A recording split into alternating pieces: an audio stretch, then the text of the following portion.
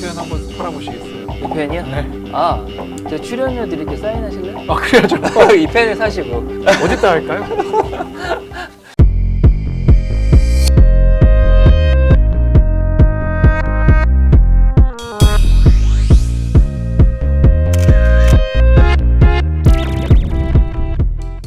영화처럼 재밌는 금융 이야기. 저는 유튜브 하는 증권사 팀장 이현민이고요. 저는 영화하는 범입니다. 반갑습니다. 덤머니, 저는 아직도 여운이 있거든요. 네. 너무 재밌는데 혹시 기회 되시면 OTT에 나올 것 같더라고요. 네. OTT 어디 제공하는 데 있으니까 기회 되시면 한번 보시고, 오늘은 이제 덤머니 보다가 그 다음 영화로 고른 거는 이제 제가 개인적으로 한 번도 못 봐서 너무 보고 싶었던 영화인데 울프 오브 월스트리트. 네, 명작이죠. 네. 전혀 기대 없이 봤는데 너무 재밌게 봤어요. 네. 간단하게 소개드리자면 네. 이건 레오나르도 디카프리오 주연이고 마틴 스코세지라는 이제 네. 미국의 명감독이죠. 네. 네, 영화예요. 근데 이제 1990년대 월스트리트 은행과 그 사이에서 이루어지는 대규모 주식 사기를 일으키는 이제 조던 벨포트라는 실존 인물에 대한 영화입니다. 네. 네. 또 실화라고 생각하면 영화 한번 보시면 아시겠지만 나름 대단한 사람이거든요. 그렇더라고요. 온갖 짓을 다 하고. 네. 이 영화 배경을 보면은 이제 미국 경제 부흥기인 1980년대에서 90년대에서 조던 벨포트라는 이제 월스트리트의 한 금융회사에 취업을 하는데 네. 취업하자마자 회사가 망해버려요. 그렇죠. 네. 그리고 나서 이제 벌어지는 일입니다. 네. 신입사원 시절에 마크헤나라는 상사가 불러서 점심을 같이 하죠. 네. 근데 이 상사가 좀 이상한데, 그렇죠. 그렇죠. 네. 약간 변태 같은. 듣다 보면은 묘하게 빠져드는 이상한 사람이 있어요. 아. 네.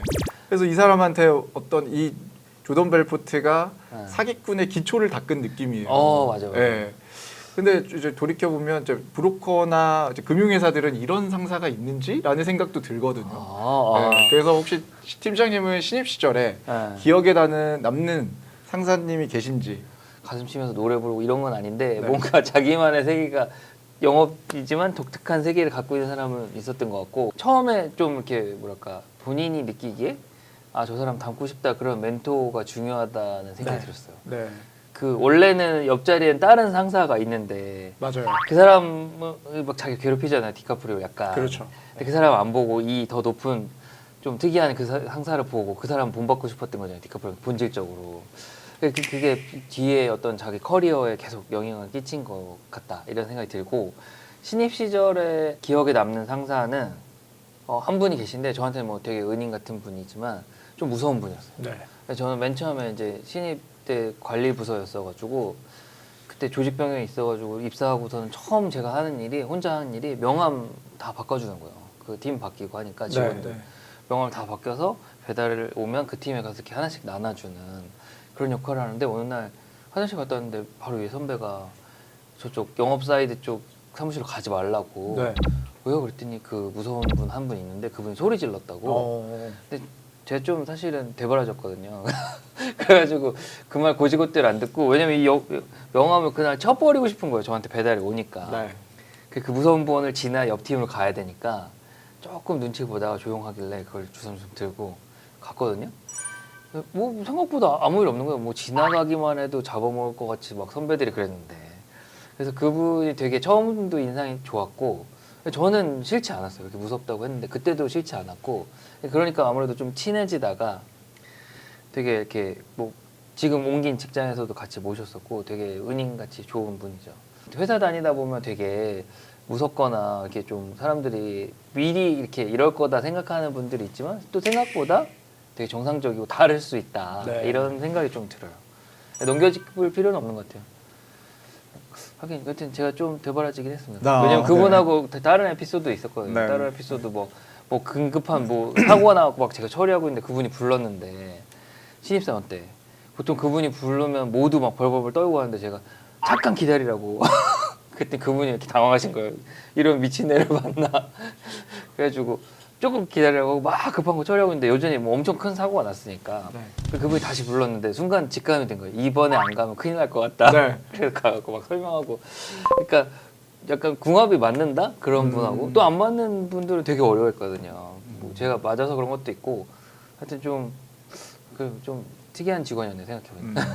그러면 이제 팀장님은 이제 팀장님이 되셨잖아요. 네. 그러면 이제 팀장님 팀에도 신입 사원분들이 들어올 텐데 네. 새로운 사람들이 들어오면 이제 하시는 교육 같은 게 있으신가요? 그렇죠. 그 직원들 업무 교육이 있어요. 제가 하는 해외 파생은 좀 아무래도 좀 특이하고 국내가 아니면 해외 거를 담당하고 하니까 저희 팀이 하는 업무 영역이 되게 많거든요. 뭐 하는 일 많으니까 직원들 교육은 되게 많이 시켜요. 밑에 네. 뭐 이것도 알아야 되고 저것도 알아야 되고 다만 이제 한 번 배우면은 그 되게 오래 써먹을 수 있죠. 저도 뭐 막내 때 배운 걸 한 10년 이상 네. 써먹었으니까 네. 이쪽 그 약간 스페셜티가 있으니까 네. 하는 사람이 별로 없고 그러니까 그런 걸 키울 수는 있는데 네. 제대로 일을 하는데 좀 시간이 오래 걸려요. 좀 유니크한 일을 좀 많이 배울 수 하는 있는 거죠. 거죠. 네. 그래서 제일 좋은 장점은 골고루 해볼 수 있다. 증권사 브로커가 하는 뭐 A부터 Z까지 골고루 네. 해볼 수 있다. 단점은 신입사원은 피곤해 죽는다. 아, 피곤하기보다는 좀 골고루 알아야 되고 네. 정신교육은 거의 안 해요. 그냥 그 뭐랄까 별로 이렇게 그걸 중요하게 생각진 않고 정신교육보다는 이제 뭐랄까 전체적인 팀의 분위기 네. 이런 분위기야 우리는 이렇게 하는 걸 좀 중요하게 생각하는 것 같아요 저는. 음. 그래서 여기 조던 벨포트도 보면 회사 초반 크게 될 때 마이크로 막 연설을 하잖아요. 막 하면서 직원들한테 막 으쌰으쌰하는 기분을 불어넣어주고 주식장이 열리자마자 전화하라고 그렇죠. 막 하니까 네. 전화를 내려놓지 말라고 막 하는 그런 네.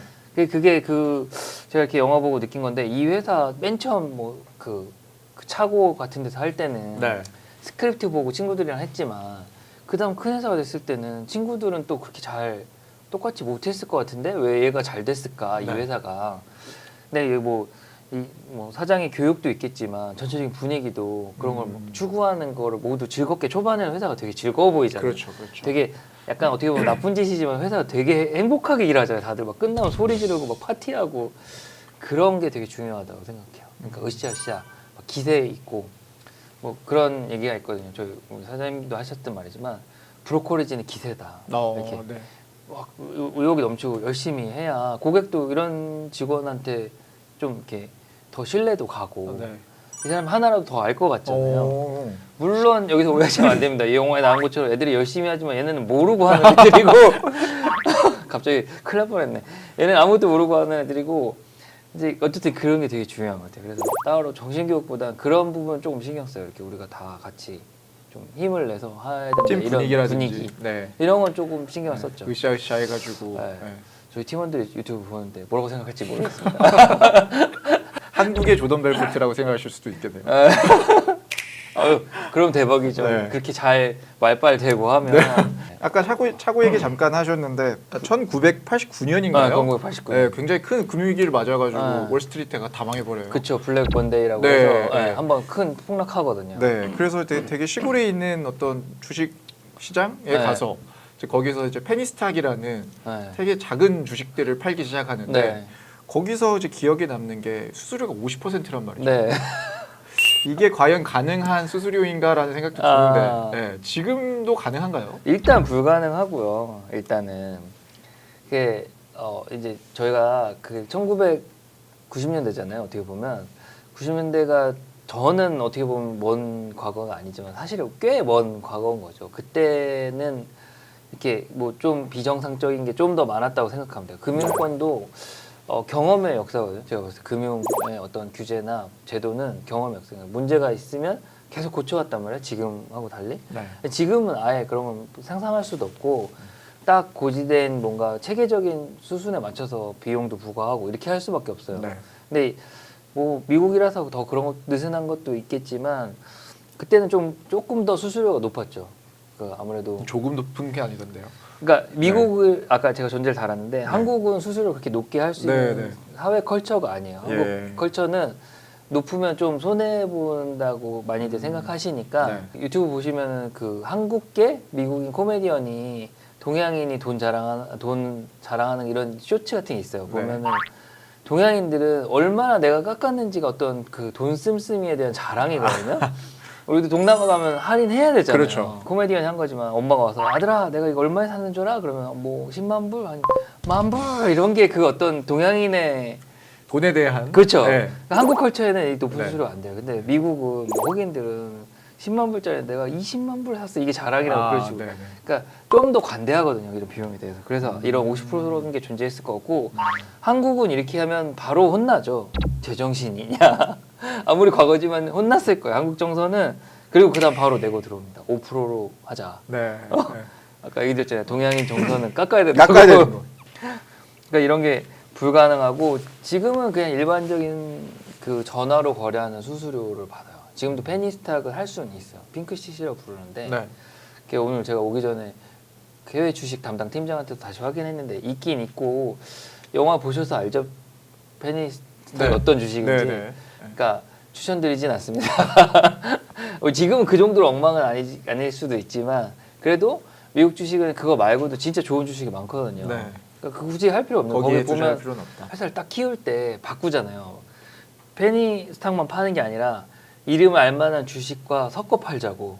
그래서 막 그 스크립트 보고 연습하면서 네. 모두 사고 이것도 사시죠. 이런 네. 식으로 흐름을 만들잖아요. 네. 그러니까 결국은 그 페니 스탁은 정말 이렇게 아웃사이드 오브 아웃사이드인 거고 일반 주식을 하는 게 맞는 거죠. 그 영화를 보면 이제 사람들이 이제 페니스탁에 대해서 좀 살짝 불안해하기도 하는데 네. 결국 넘어가는 건 이 조던 벨프트하고 브로커들의 말빨, 그쵸. 예, 그러니까 언변에 넘어가는 그쵸, 거죠. 그쵸. 예, 그것도 참 신기한데 그 영업용으로 그렇게 세일즈하는 사람이 그게 가능한 거는 그 시대여서 가능한 것 같기도 한데 팀장님은 실제 영업 현장을 뛰고 네. 계시는 분이시기도 하니까 네. 실제 영업 현장은 좀 어떻습니까? 말빨이 중요한 거는 맞습니다. 아직도 말빨이 중요한 건 맞는데 이제 우리가 사는 사회가 좀 바뀐 게 대면화된 게 아니라 비대면으로 이루어지는 게 이제 점점 많아지잖아요. 훨씬 많은 부분이 비대면이고 그래서 매스미디어나 매스를 통해서 다수와 회사가 접촉을 하니까 그렇죠. 이제 어떤 말빨이라는 걸 살릴 수 있는 거는 거의 좀 더 제약이 돼 있고 네. 증권사 영업은 크게 세 가지거든요. 저 같은 브로커 그래서 거래를 할 때 중개 관련된 뭐 서비스를 제공하고 네. 수수료를 받는 거. 그다음 많은 분들이 아는 PB. 네. 그래서 이렇게 부자들을 상대로 상품을 소개하고 거래하는 거. 그리고 세 번째는 이제 인베스트먼트 뱅크라고 해서 IB에서 뭐 주식 상장 IPO를 하거나 네. 거기 영어에도 IPO 한번 네, 나오죠. 네, 네. 그런 걸 진행하거나 아니면 PF라서 부동산 투자 진행을 하거나 뭐 그런 다양한 혹은 회사가 자금 조달할 때 뭐 채권을 중개하거나 이렇게 한 크게 증권사 돈을 버는 사업들은 그런 건데 네. PB는 아무래도 직접 만나잖아요. 부자들을. 부자들을. 네. 네. 그러니까 말빨이 어느 정도 필요한 거예요. 네. 그게 요새 뭐 그걸 뭐 이렇게 여기처럼 속인다는 말빨보다는 기본적으로 설명할 때 저도 직원들 많이 겪어보지만 똑같은 내용을 좀 쉽게 쏙쏙 설명하는 직원들이 있고 네. 무슨 말인지 도저히 이해 못하게 설명하는 직원들이 있거든요. 그러니까 그런 말빨이 필요한 거죠. 고객의 짧은 시간을 들어도 요지를 빨리 이해하고 그 고객의 시간을 아끼고 투자 판단을 도와준다. 네. 이런 거는 당연히 엄청난 중요한 능력이네요. 중요한 거죠. 물론 이제 PB가 그것뿐만 아니라 PB는 사실 다양한 투자 상품을 공부해서 좋은 상품을 가져오는 게 요새는 또 중요한 덕목이긴 해요. 남들보다는 내가 더 능력껏 좋은 상품을 가져와서 네. 나의 그 부자 고객들한테 더 큰 수익을 안겨주는. 네. 그렇지만 말빨 무시할 수 없고요. IB도 뭐 그 노하우랑 네트워킹이 제일 중요하긴 한데 결국은 사람 만난 순간에는 말빨을 쓰니까 네. 필요로 하긴 하죠. 네.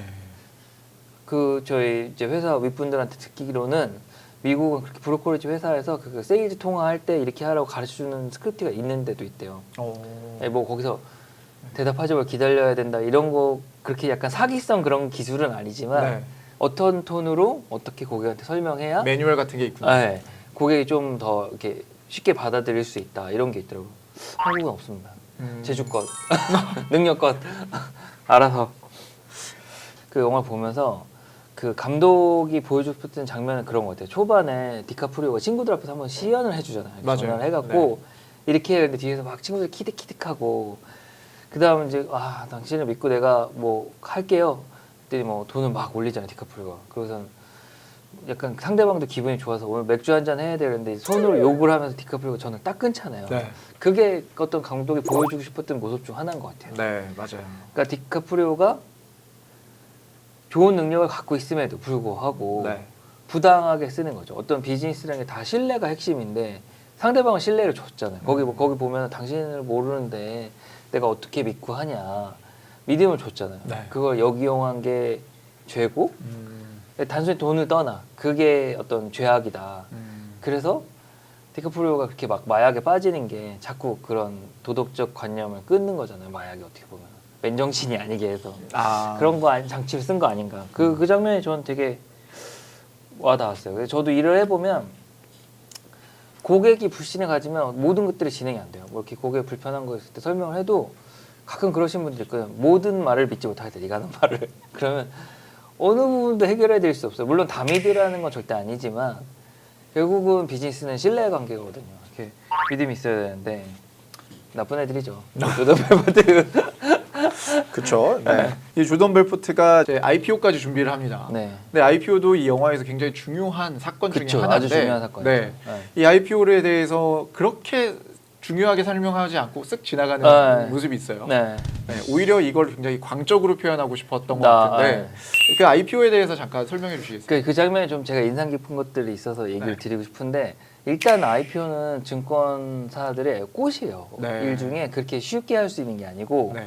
어떤 증권업이 필요로 하는 가장 코어 업무? 네. 왜냐면 누군가 주식을 발행하고 싶은 거 그걸 해주는 거니까 되게 중요한 업무인데 그 벨포트도 그렇게 생각했을 거예요. 페니 주식 팔지만 좀 낫단 말이에요. 그 뭐랄까 어떤 사람들이 말하는 소위 천박한 비즈니스인 거죠. 네.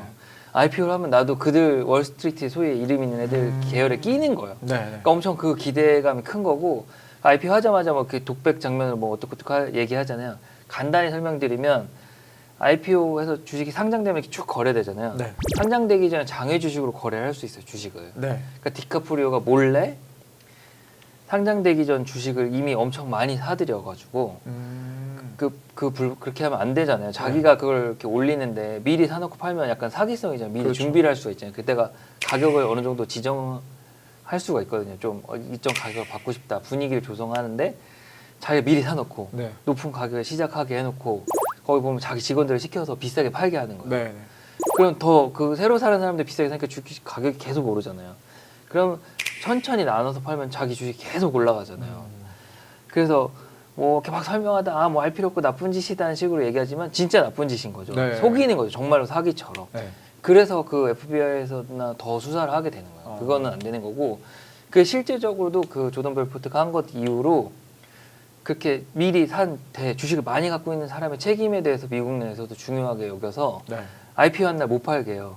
일정 기간 가지고 있어요, 주식을. 네. 네. 그러니까 일반 투자자들이 충분히 원활하게 거래한 다음 팔 수 있게 하는 거예요. 네. 그 벨포트가 나쁜 짓 한 게 이제 제도를 좋게 바꿨죠.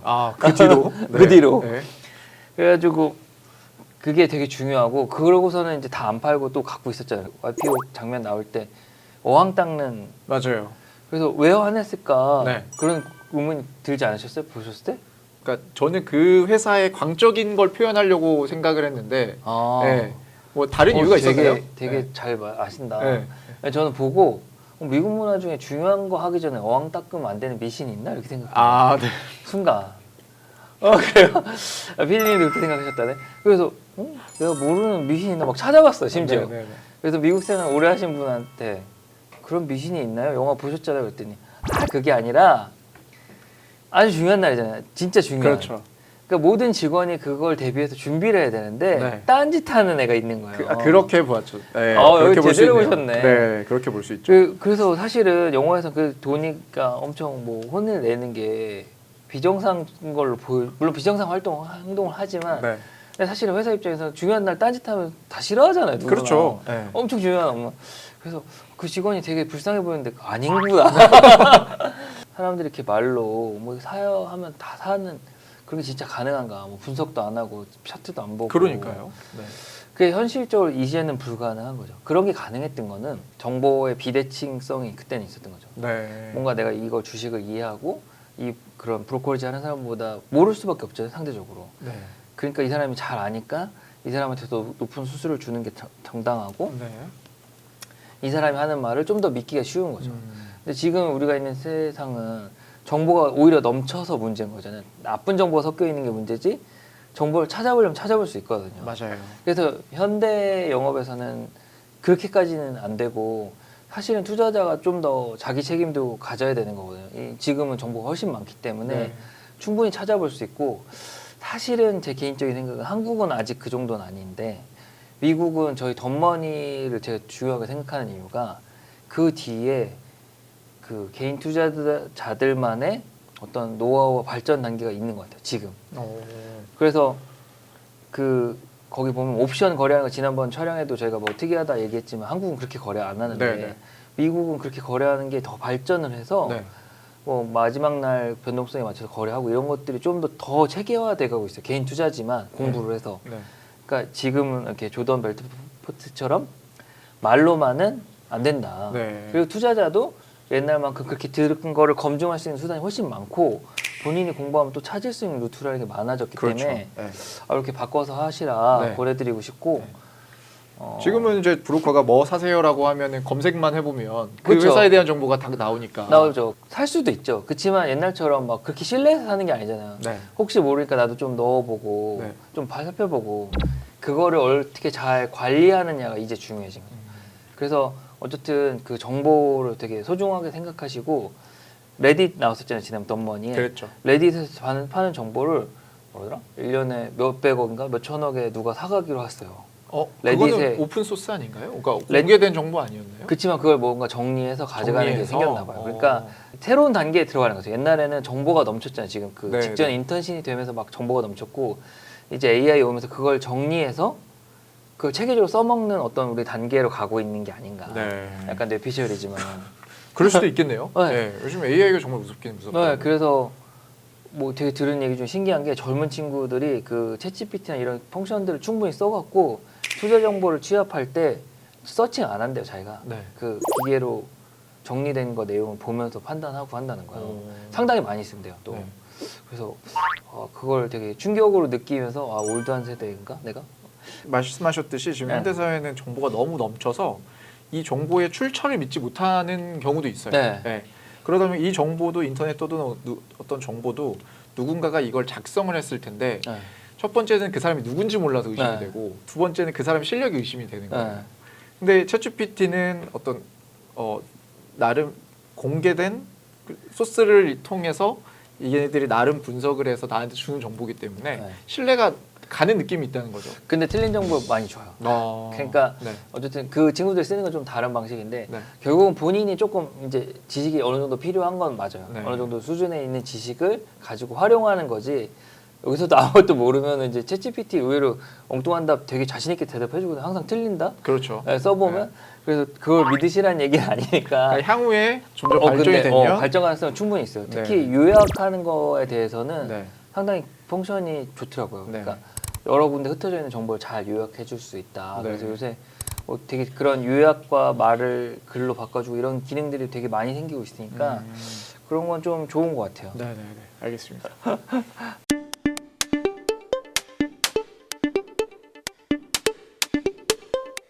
이 영화 보면은 뭐 욕이나 마약 관련된 장면을 많이 보여주면서 맞아요. 마틴 스콜세지가 이런 과격한 그 표현 이런 걸 쓰면서 보여주고 싶었던 게 뭔가 이런 생각도 많이 해보게 되거든요. 봄님은 어떻게 보셨어요? 그럼? 저는 이 영화가 되게 내부하고 외부가 확실히 구분되어 있는 영화라고 느껴졌어요. 네.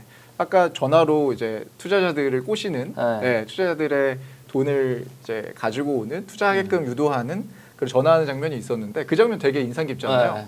근데 그 장면을 자세히 보면 이제 전화를 하기 때문에 이 전화를 하는 투자자들은 이 내부 상황을 몰라요. 네, 이 브로커가 어떤 상황인지 몰라요. 그래서 전화 목소리를 통해서만 이 사람은 굉장히 신뢰 있게 나는 무조건 날 믿으면 돈을 벌 수 있다라고 얘기를 하지만 실제로 뒤에서 하는 행동 같은 경우는 굉장히 천박하고 그쵸, 막 네, 비웃고 맞아요. 네. 고객을 기만하고 있죠. 근데 이 외부에 있는 사람은 이 내부에 있는 브로커를 전혀 알 수가 없습니다. 이 브로커는 투자자들을 기만하고 조롱함으로써 이제 되게 우월감을 느끼죠. 그쵸. 네, 우월감을 느끼죠. 그러니까 그런 걸 비유해서 이제 늑대라고 비유를 한 것 같고 그 다음에 이제 영화 약탈하는 맞습니다. 그 영화 속에서 나오는 그런 마약이라든지 매춘 같은 선정적인 장면은 여러 가지 의미가 있는데 그 중에 하나는 이제 속살을 보여준다는 그런 메타포도 있는 것 같고요. 그리고 그런 그 선정적인 이미지들이 그 내부에 있는 그 브로커들의 본 모습을 보여주는 그 극대화하는 연출로 보입니다. 원래 이제 동서고금을 좀 막론하고 이제 마약이나 매춘은 이제 타락이랑 그쵸. 예, 굉장히 강한 타락의 네. 어떤 심볼 같은 거니까. 맞습니다. 네. 심볼 같은 게 있죠. 이제 그런 게 있고 이제 동시에 그 브로커들을 보고 있는 이 영화의 관객들이 있죠. 네. 그래서 그때는 이제 상황이 바뀝니다. 브로커들이 내부의 영화의 내부에 있는 캐릭터고 관객들은 또 이제 영화 외부에서 브로커를 바라보고 있는 맞네요. 네, 상황이게 되는 거죠. 네. 근데 그럴 때 이 브로커들이 돈을 많이 벌고 타락하면 타락할수록 이 영화를 보는 관객들은 도덕적 우월감을 느끼고 있어요. 맞네요. 네. 무슨 씬일지 느낌이 와요. 네. 뒤쪽에 막 그런 장면 나오고 맞아요. 바보 같은 네. 얘네들이. 네. 그 도덕적 우월감을 느낄 수 있게 계속 장치를 만들어두고 그렇게 연기를 하죠. 그래서 뭐 그 뇌성마비 증상이 왔을 때도 이상하게 움직이는 그런 장면이라든지, 그렇죠. 최고 연기입니다. 네, 하는 행동들 마약에 빠져서 하는 행동들이 너무 바보같이 느껴지죠. 그쵸. 그러니까 그런 걸 보고 있으면 관객들은 내 위치는 그대로인데 저들이 타락을 하니까 상대적으로 내 위치가 올라갈 수밖에 없잖아요. 그러니까 관객들은 이제 그 우스꽝스러운 브로커들을 보면서 상대적인 도덕적 우월감을 느껴요. 근데 이 영화의 마지막 장면을 보시면 그 조던 벨포트가 이제 어떤 사람한테 이제 펜을 팔면서 이 펜을 나한테 팔아봐라라고 하면서 이제 카메라가 뒤쪽을 붙이죠. 네. 근데 그렇게 도덕적 우월감을 많이 느꼈던 외부에 있는 사람들이 그 조던 벨포트를 보면서 저 사람의 그 영업적 비밀이 뭘까라고 궁금해하면서 모든 다 그런 사람들을 보고 있는 거죠. 그래서 이제 감독님이 마지막 장면을 위해서 이 전체 3시간짜리 영화를 찍지 않았나라는 생각도 한 번쯤 해봤습니다. 그래서 그래서 과연 감독님이 하고 싶었던 거는 이렇게 나쁜 짓을 하면 안 돼라는 얘기가 아니라 그런데 과연 너는 어떤데? 라고 이제 질문을 마지막에 던지는 느낌이죠.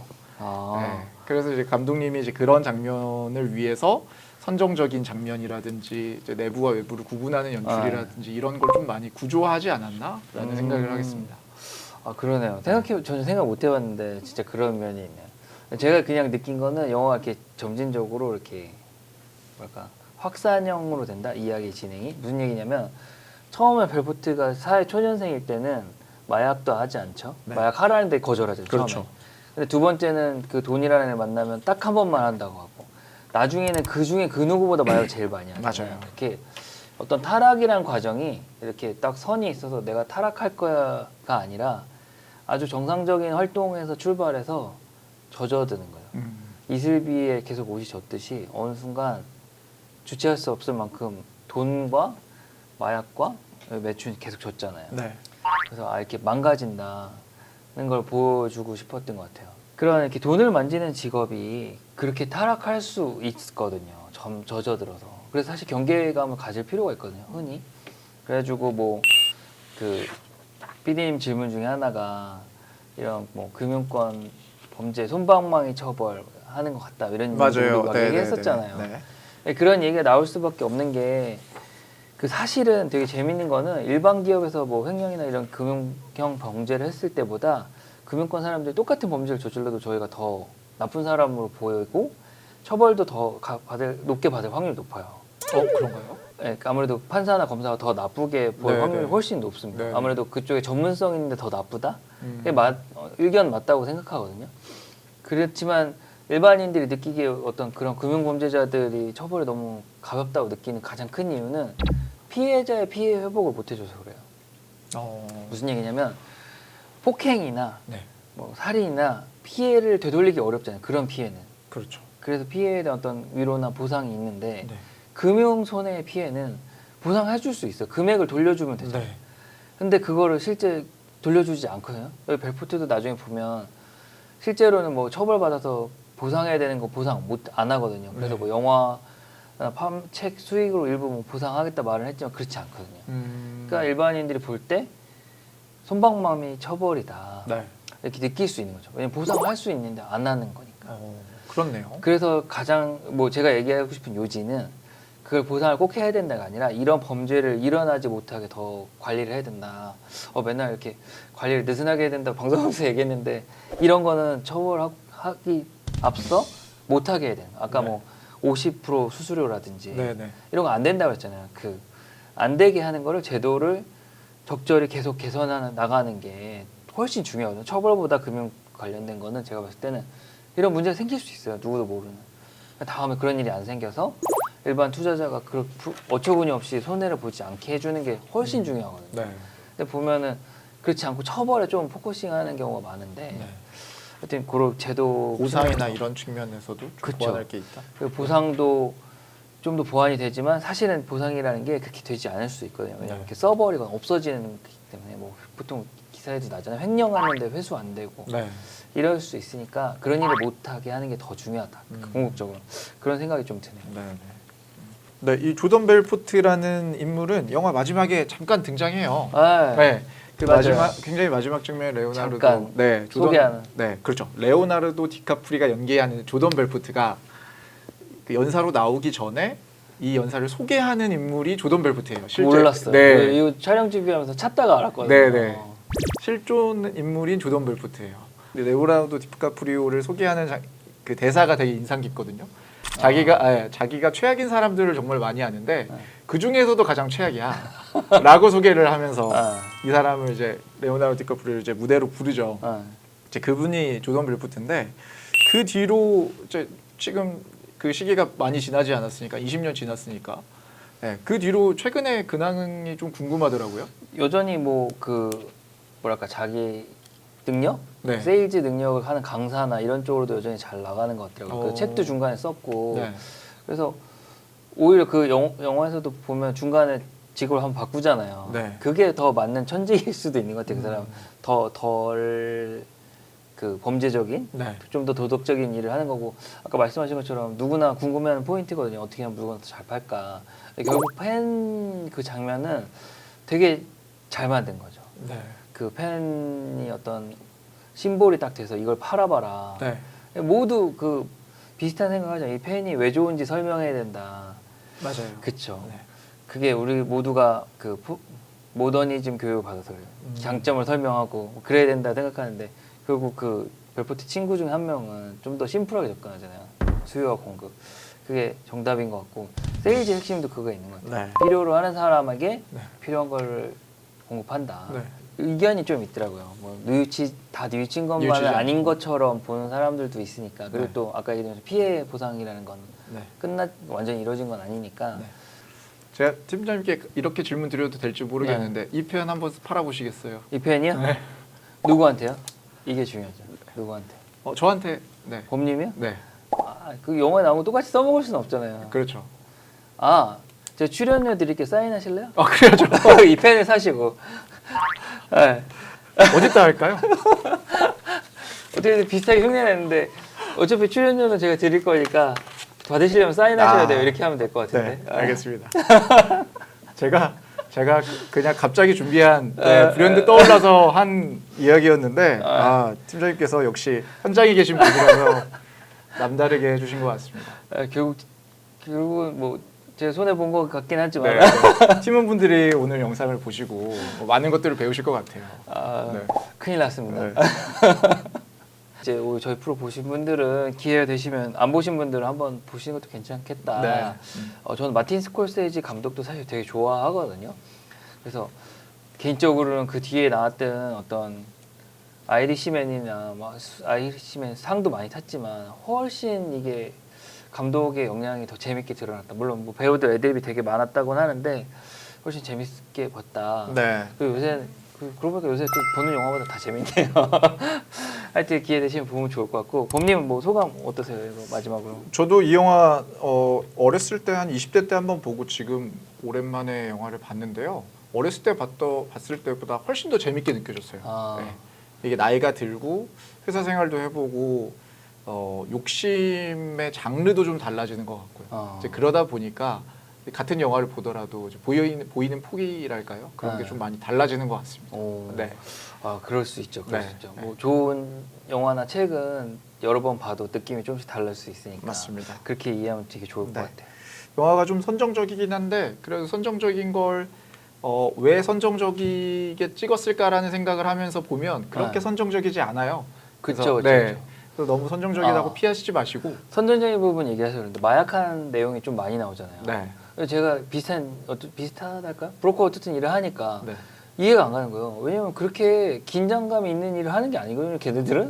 네. 주식은 그렇게 빠르지 않거든요. 네, 주식은 상당히 파생보다는 느리요. 마치 저희가 F1 경기를 한다면 주식은 그거보다는 좀 아우토반 달리는 정도거든요. 네. 근데 왜 마약을 하는지 이해할 수 없는 이지한데 일이 이해할 수 없는 일인입니다. 마약을 뭐 되게 열심히 하죠. 되게 자기 막 힘든 일 하는 것처럼 네네. 절대 아니거든요. 그 정도는 아니다. 네. 벨포트가 약한 겁니다. 나약한 겁니다. 한국에서 파생을 하면 한국 고객들이 얼마나 거기까지 한국에 오셔서 이현민 팀장님한테 교육 한번 받으시면 마약을 끊을 수 네, 있죠. 마약 끊고 알겠습니다. 그럼 이제 인사하고 마무리할까요? 네. 달러헌터 시청자 여러분 다음 시간에 만나요. 안녕.